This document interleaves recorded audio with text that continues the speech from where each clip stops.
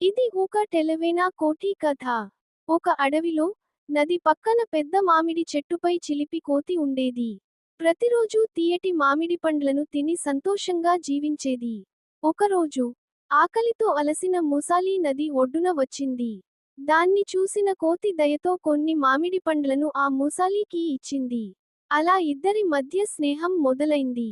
ముసాలి రోజూ వస్తుండేది, కోతి పండ్లు ఇచ్చేది.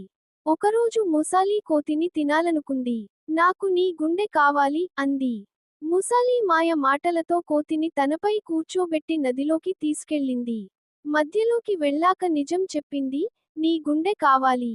కోతి ఆశ్చర్యపోయి, చలాకీగా నవ్వుతూ అంది. ఓహ్, నా గుండె చెట్టుపైనే మర్చిపోయాను. తీసుకురావాలా? ముసాలి మళ్ళీ చెట్టు దగ్గరకి వెళ్ళింది. కోతి జంప్ చేస్తూ చెట్టుపైకి ఎగబాక్యోది. నీవు నన్ను మోసం అటెంప్టెడ్ చేశావు.